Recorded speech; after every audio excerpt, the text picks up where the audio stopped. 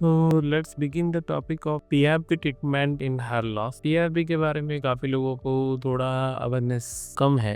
तो अगर आप हेयर लॉस का ट्रीटमेंट कर रहे हो और उसमें पीआरपी आपको कैसे हेल्प कर सकता है उसका थोड़ा डिटेल में हम आपको रिवीजन दे रहे हैं आज वीडियो। तो दोस्तों, पीआरपी ट्रीटमेंट हेयर लॉस के लिए एक scientific and non surgical treatment है जो मेनली आपका बाल्डनेस या जो फर्दर हेयर लॉस हो रहा है थिनिंग रुकने में हेल्पफुल रहता है। सबसे पहले तो हेयर लॉस होता क्या है? मोस्टली मेल्स में अराउंड 80 to 90% में जेनेटिक रीजन से, स्ट्रेस की वजह से, हार्मोन्स से, इन सब से बालों में चेंज चालू होता है जिसको मेल पैटर्न बाल्डनेस या एंड्रोजेनिक एलोपेशिया बोला जाता है। कई बार न्यूट्रिशन का गैप जैसे कि विटामिन B12 और D3 की कमी, आयरन की कमी जो फीमेल्स में कॉमन होती है, उससे भी ये हेयर लॉस ट्रिगर हो गया होता है।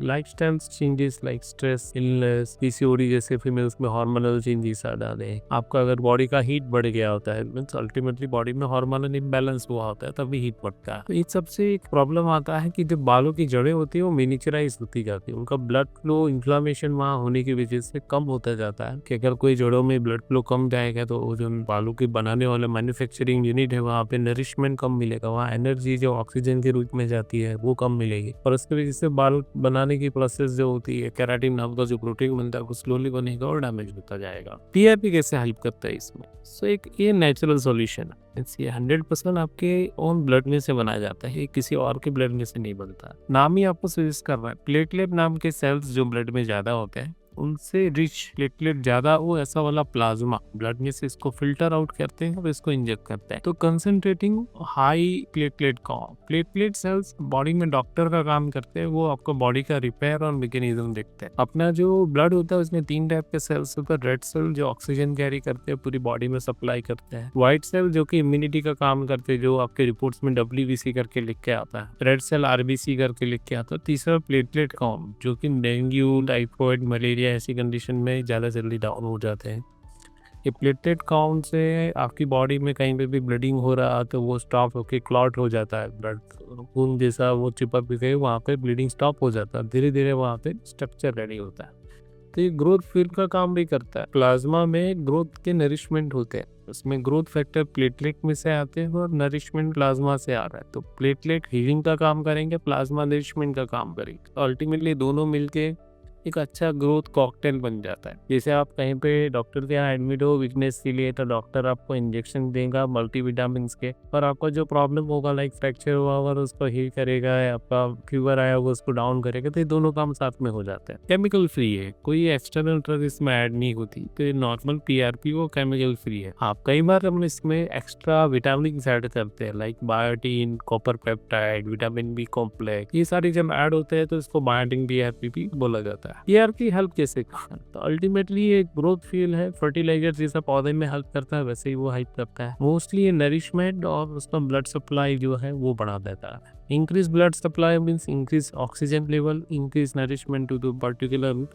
वो रूट जो इनएक्टिव है वो वापस एक्टिवेट हो जाएंगे, वापस काम करना चालू करेंगे। जो इनएक्टिव है वो एक्टिव होंगे, जो पतले हैं वो घने होंगे। अल्टीमेटली हेयर ग्रोथ बेटर होगी। तीसरा, जिनका ऑलरेडी ग्रोथ चल रहा है उनकी ग्रोथ का टाइम एक्सटेंड हो जाता है। अगर आपको पता होगा कि हेयर साइकिल होती है, बालों की जड़ें हेयर ग्रोथ में और रेस्ट स्टेज में जाती है, तो जो ग्रोथ साइकिल होती है अगर जितनी लंबी होगी उतना बाल लंबा, घना और काला बनेगा। तो वो है। अगर आप पीआरपी को कंपेयर करो मिनॉक्सिडिल और हेयर ट्रांसप्लांट, काफी लोगों की इसमें भी कंफ्यूजन होती है, तुम्हें पीआरपी करने जाओ, मिनॉक्सिडिल यूज करो या हेयर ट्रांसप्लांट।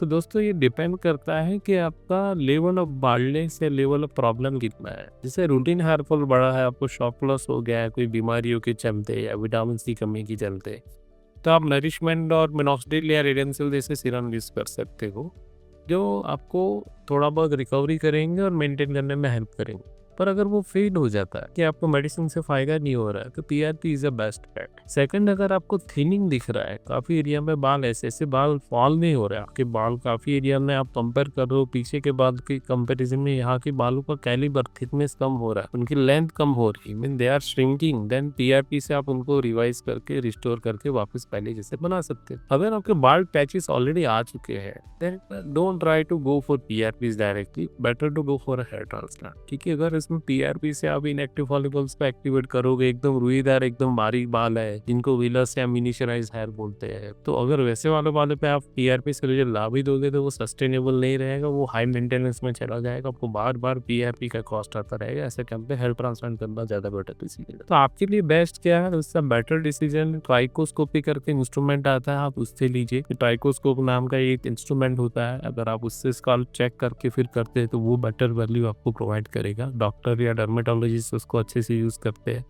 तो वो ज़्यादा हेल्प करता है। मिनोक्सिडिल मेंटेनेंस के लिए चाहिए, तो पीआरपी अकेले से स्टोरी खत्म नहीं होगी। पीआरपी से आपने थिन हेयर को स्ट्रॉन्ग कर लिया तो मिनोक्सिडिल मेंटेन के लिए अच्छा रहता है, इजी है, साइड इफेक्ट फ्री है, आप डेली यूज कर सकते हो विदाउट एनी लॉन्ग टर्म और permanent side effect. Hair transplant एक सर्जिकल रिप्लेसमेंट है, जब भी बाल पेची से बहाते जाएगा। पीआरपी एक रूम स्ट्रेटनिंग के ऊपर काम करता है, तो तीनों का ही है। Minoxidil daily nourishment and oxygen supply देने में हेल्प करता है, पीआरपी जो रूट को स्ट्रेंथ करता है, जितने रूट ज्यादा उतना सप्लाई ज्यादा, ये दोनों मिलकर अच्छा कॉम्बो काम करते हैं। और सर्जिकल हेयर ट्रांसप्लांट होता नए रूट से दाद देता है। पेन वाइज है इंग्रेजिंग वाइज मिनोक्सिडिल तो लगाने की दवाई या टैबलेट खा सकते हो पर अंदाज। हेयर ट्रांसप्लांट एक प्रॉपर सर्जरी, इसमें आपको ब्लड टेस्ट से लेके सारी चीजें होगी, जबकि पीआरपी एक माइक्रो इंजेक्शन का टेक्निक है, इसमें बड़े इंजेक्शन भी नहीं लगते। इंसुलिन सिरिंज रहता है, बहुत ही पतला सिरिंज होता है, उससे ये होता है। जब भी आप पीआरपी करते हैं तो इसका वेरी थिन नीडल से आपके माइक्रो इंजेक्शन देते हैं। इवन हम लोग तो लोकल एनेस्थीसिया भी नहीं देते, टॉपिकल एनेस्थीसिया में मैनेज कर सकते हैं। 90% टाइम्स में पीआरपी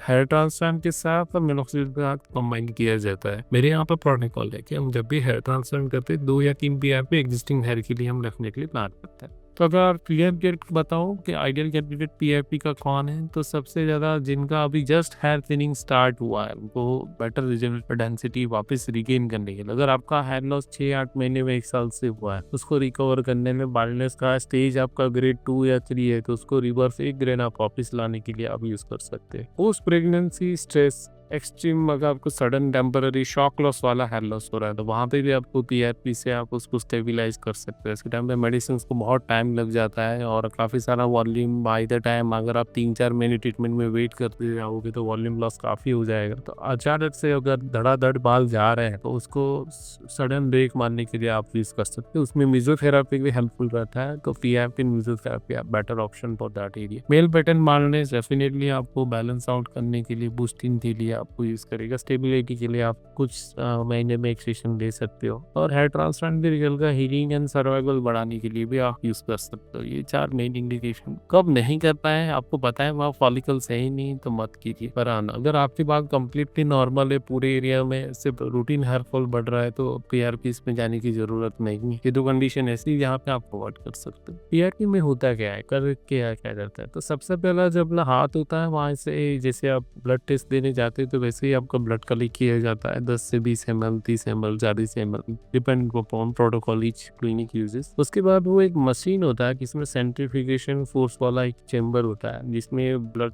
वाला जो वायल है आपका वो अंदर डाला जाता है, ट्यूब होता है, और ट्यूब में जैसे उसको स्पिन करते हैं तो ग्रेविटी के हिसाब से रेड सेल हैवी होते हैं तो वो नीचे आ जाते हैं। प्लाज्मा और प्लेटलेट थोड़ा लाइट वेट होता है तो ऊपर रह जाता है, और हम लोग जैम बेस्ड ट्यूब यूज करके तो वो फिल्टर हो जाता है।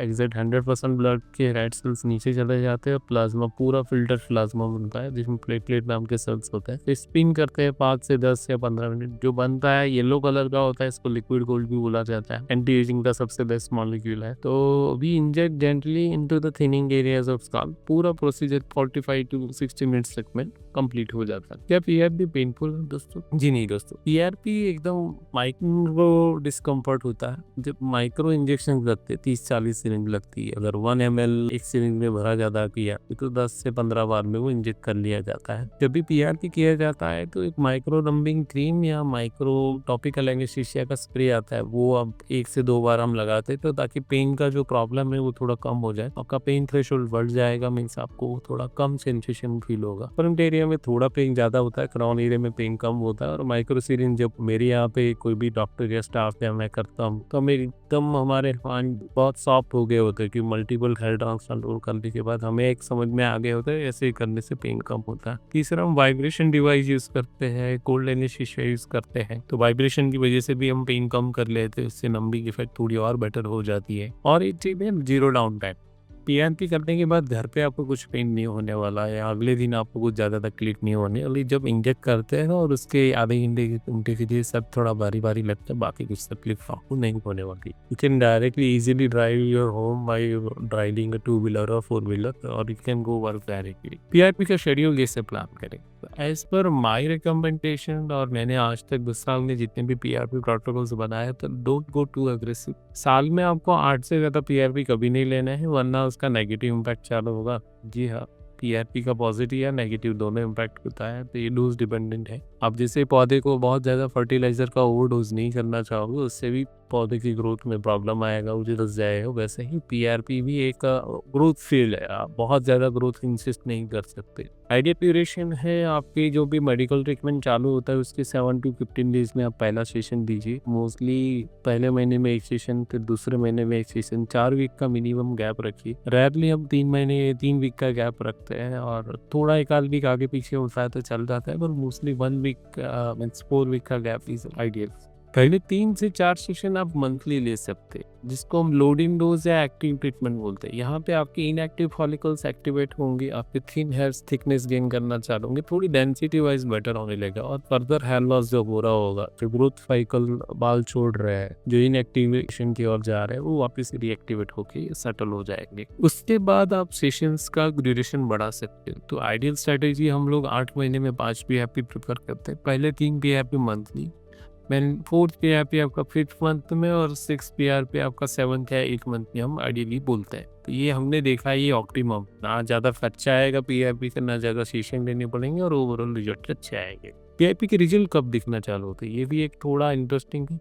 पीआरपी कोई मैजिक नहीं है कि आपको आज किया और कल रिजल्ट आ जाएंगे। इवन आपको ऐसा फील भी हो रहा है कि पीआरपी किया तुरंत रिजल्ट आ गया, तो it's not because of PRP, it may be something else that help you. PRP ideally आज करने से आज के पीआरपी का रिजल्ट आपको 2 महीने पे एक्चुअली ऑप्टिमम आना चालू होता है in terms of hair fall control. आप हेयर फॉल के लिए पीआरपी कर रहे हो कि आपका अचानक से हेयर फॉल बढ़ गया उसके लिए, तो आज करने से 1 से 2 महीने में रिजल्ट आएगा। आपका थिकनेस, बालों का कैरेक्टर, कलर, ये सारा 3rd या 4th मंथ से इम्प्रूव होगा। तो आज का पीआरपी 4 महीने बाद, आज अभी अप्रैल में करेंगे तो मई, जून, जुलाई, अगस्त में आपको रिजल्ट दिखते हैं। तो विजिबल डेंसिटी इंक्रीज आपका 6 से 8 महीने में होता है। तो हम पहले 3 पीआरपी जब 1st, 2nd, 3rd मंथ में करते हैं, तो 6ठे महीने में पेशेंट को थिकनेस वॉल्यूम दिखता है, और 8वें महीने में ऑप्टिमम पहुंच जाता है। इसीलिए 3 के बाद हम 4था और 5वां पीआरपी थोड़ा लेट करते हैं। सो अल्टीमेटली पेशेंस आपको रखनी, बायोलॉजी टेक्स टाइम। आप रातों रात पौधा ग्रो, पौधे में से फूड और फ्लावर्स और फल नहीं है सकते, उसको टाइम लगता है।